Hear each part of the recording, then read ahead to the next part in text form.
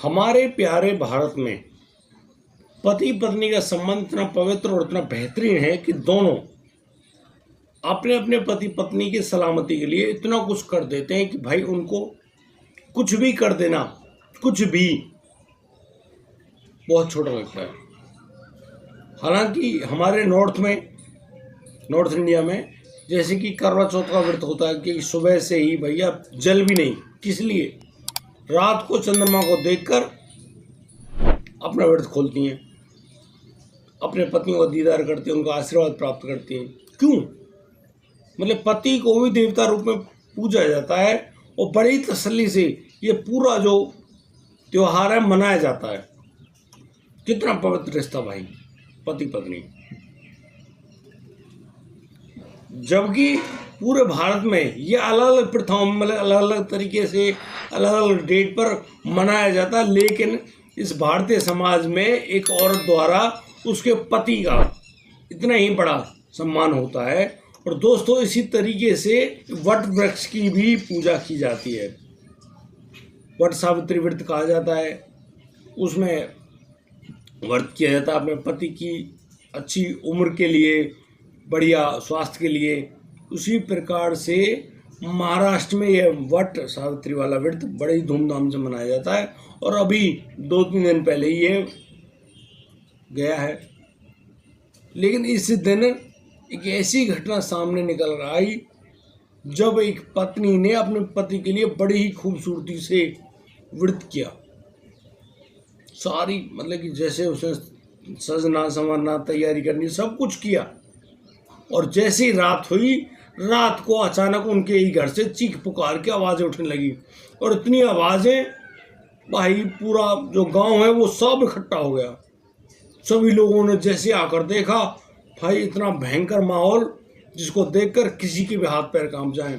और शायद वो नज़ारा था जिसके लिए किसी ने कल्पना भी नहीं करी थी। दरअसल एक पत्नी ने कुल्हाड़ी से काट डाला। किसको? जिसकी शायद तुम उम्मीद कर रहे हो, अपने ही पति को। सोच कर देखना आप जरा, जिसकी पति के लिए वो पूरे दिन भूखी रही, प्यासी रही, सब कुछ किया, और रात को उसने उसकी मतलब उसी पति को, और किससे? कुल्हाड़ी से। और एक दिन पहले ही उस कुल्हाड़ी को खरीद कर भी लाई। अब आप सोचिए उसके दिमाग में क्या चल रहा होगा। पूरी घटना को हम लोग जानते हैं विस्तार से। आइए चलते हैं आगे होता है क्या। नमस्कार, आदाब, सत श्री अकाल दोस्तों, स्वागत है आपका हमारे यूट्यूब चैनल किस्से क्राइम के। और दोस्तों आपसे बड़ी प्यारी गुजारिश, आगे बढ़ने से पहले हमारे चैनल को सब्सक्राइब करना, नोटिफिकेशन की बेल को दबाना बिल्कुल ना भूलें। दोस्तों आज का बेहद ही हैरान करने वाला मामला सामने आया है सांगली महाराष्ट्र से। सांगली के अंतर्गत रहने वाला ये लड़का नहीं, मैं तो इसको आदमी कहूँगा भाई, 45 साल का ये आदमी जिनका नाम अनिल कुमार है। अनिल कुमार की 2 बेटियां होती हैं। दरअसल इनकी जो पहली शादी हुई थी वो पत्नी को पता नहीं क्या हुआ था, लास्ट में डॉक्टर से ये कहा भाई इनके पेट में कैंसर है, जिसकी वजह से इनका दी एंड हो गया। अब उसी गांव में उनकी 2 बेटियां हैं और दोनों बेटियों की वो जो अनिल है वो शादी कर चुका है। अब पत्नी नहीं घर में और बेटी मतलब कि उनकी भी शादी हो गई। अब अनिल बेचारा क्या करे? अनिल को उसके परिवारजन यही कहते हैं भाई शादी कर ले। अब अनिल कुमार को लगने लगता है कि भाई हाँ उसको शादी कर लेनी चाहिए। वो अपने रिश्तेदार परिवार सबसे कहता है ठीक है जी, कोई लड़की हो तो देख लो, शादी भी कर लेगा, कैसी भी हो। जैसे कई बार कुछ विडो भी होती हैं जिनको छोड़ भी दिया गया होता है, कोई कमी वगैरह भी होती है, इसीलिए कोई ऐसी हो तो बिल्कुल भले कोई दिक्कत नहीं है। अब जिस प्रकार से अनिल ने अपनी जो इच्छा जाहिर करी, उसके परिवारजन सब लोग राजी हो जाते हैं। उनके बगल में एक जो जिला पड़ता है सतारा जिले के अंतर्गत आने वाला एक गांव होता है। वहाँ पर एक जो लड़की है जिसका नाम राधिका बताया जा रहा है, वो लड़की जिसकी उम्र करीब 27 साल की हो गई है, थोड़ी हेल्दी है, और पता नहीं भाई गरीब परिवार है या कैसे किस वजह से उसकी शादी नहीं हो पाई। अब जो अनिल का रिश्ता राधिका के लिए आया, राधिका तैयार और दोनों की बड़ी राजी खुशी तरीके से और शादी करा दी गई। और 26 अप्रैल को दोनों की शादी भी करा दी जाती है। एक सामान्य सा प्रोग्राम उसमें दोनों की शादी हो गई। दोनों एक दूसरे के साथ बहुत ही ज़्यादा खुश और बड़ी ही तसल्ली से, बड़े प्यार से दोनों रहते भी हैं। और यहाँ पर ये जो पत्नी है राधिका, अनिल के घर आती है, बड़ी तसल्ली से परिवार संभालती है। दोनों बेटियाँ खुश, भाई नहीं अब माँ आ गई, उनका घर में आने का मन भी करेगा। आगे शायद हो सकता है कोई एक औलाद भी हो। और इसी बात को सोचकर शायद उस अनिल ने शादी करी है। अनिल पैसे वाला तो था, सामान्य परिवार, लेकिन ऐसा था उसके पास जमींदार आदमी। बड़ी तसल्ली से उसकी शादी वगैरह सब हुई। अब ये व्रत आ जाता है, वट सावित्री वाला, और इसी व्रत को करने के लिए तैयार राधिका बड़े अच्छे ढंग से सजती संवरती है और उस व्रत को करने के लिए तैयार भी होती है। और बस व्रत कर लिया जाता है वट सावित्री वाला।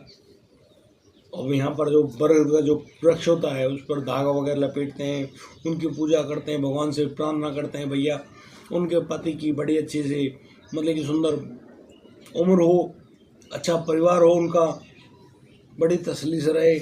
इसी प्रकार की सारी बातें होती है। फिर रात भी होती है। रात को अब वो पति पत्नी भाई मिले भी हैं।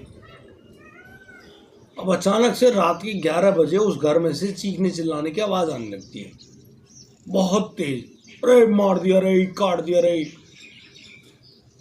अब उसकी आवाज़ को सुनकर गांव के सभी लोग, भाई 11 बजे सुनसान हो जाता है, वो सब भाग लिए। भाई हुआ क्या, जाकर देखो अनिल के घर में। अब दरवाजा अंदर से बंद। अब भाई अंदर की जो आवाज़ थी बड़ी हैरान करने वाली, मतलब कि ऐसे लग रहा था जैसे कोई कट्टी चल रही हो, दबादब। अचानक वो आवाज़ भी आनी बंद हो गई, लेकिन वो मारने वाली जो आवाज़ होती है ना, खटखट की, वो आवाज़ बंद नहीं हुई। अब करीब 5 मिनट बाद वो दरवाज़ा भी खुलता है और जैसे बाहर के जो लोग हैं उस घर के अंदर झांक कर देखते हैं, भाई सबके हाथ पैर कांप गए, रोने लगे, चिल्लाने लगे और कह रहे भाई भागो यहाँ से, यहाँ तो कुछ और ही हो रहा है। अब वो जो राधिका है वो कहीं भागी थोड़ी, वहीं बैठी है। वो जो आला हथियार है वो भी उसके पास। अब पुलिस के पास सूचना दे दी जाती है, पुलिस भी तुरंत वहीं आती है। पुलिस आकर देखती है कि भाई यहाँ तो बड़ा ही भयंकर नज़ारा भैया। पूरे हालात को देखकर पुलिस भी हैरान। अब पुलिस ये भी सोच रही कि ये राधिका नाम की जो महिला है जिसने इस पूरे काम को अंजाम दिया है, ये यहाँ से गई क्यों नहीं। अब ग्रामीणों से सूचना मिलती है, भैया ऐसी बात है, ये तो दूसरी शादी है इसकी। अब राधिका को उस बॉडी वगैरह जिसके टुकड़े हो रखे हैं, उस राधिका ने अपने पति अनिल के शरीर के विभिन्न टुकड़े कर दिए, वो भी उस धारदार हथियार की मदद से, जिसको वो एक दिन पहले खरीद लाई थी। कुल्हाड़ी को एक दिन पहले खरीदती है। भाई उसके दिमाग में क्या प्लानिंग होगी, जबरदस्त। अब ये सारी चीज़ें मतलब कि उन्होंने देखी भी, परखी भी, समझी भी। और अब जो पुलिस है वो उससे कहती है राधिका चले थाने। तो राधिका चुपचाप खड़ी होती है, सारे कपड़े गीले ब्लड में, बाहर जाकर गाड़ी में चुपचाप बैठ गई और ले चले थाने में। पुलिस ने बॉडी को भी रिकवर करके पोस्टमार्टम वगैरह जो हॉस्पिटल भिजवाया है, उधर उस राधिका को लेके थाने पहुंच गए। थाने में जाने के बाद अब पुलिस उससे पूछ रही है कि राधिका ठीक है, तुमने ये सब कर दिया, तुमने खुद को भी सरेंडर मानो या फिर सौंप दिया, लेकिन इसके पीछे वजह क्या रही है, आप वजह बताइए। क्योंकि भाई उद्देश्य भी तो सामने आना चाहिए, मोटिव। और बस इसी मोटिव को जब राधिका बताती है तो और भी ज़्यादा हैरानी होती है। दरअसल वो राधिका बताती है कि उसकी उम्र करीब 27 साल है। पहले तो उसकी शादी नहीं हो रही, और अब शादी होती है तो इस 45 साल के, मतलब कि क्या ऐसे आदमी से जिसके बस की कुछ नहीं, अब है नहीं। लेकिन राधिका थोड़ी अलग ख्यालात की थी। वो कहती है कि वो उसको अपने आप को छूने तक नहीं देगी, बिल्कुल नहीं छूने देगी।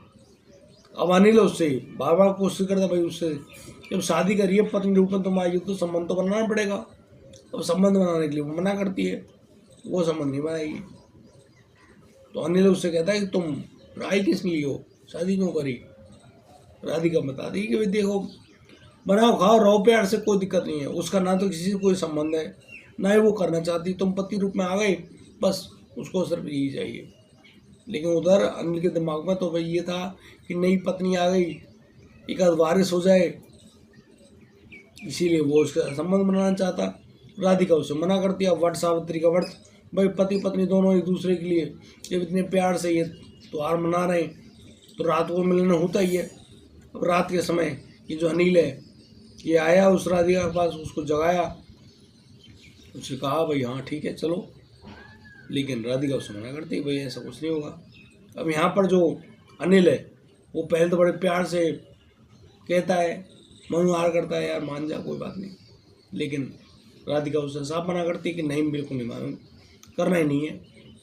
अब उधर यही कहानी उस अनिल को थोड़ी नागवार गुजरती है, गुस्से में आ जाता है और राधिका को 2 थप्पड़ जड़ देता है।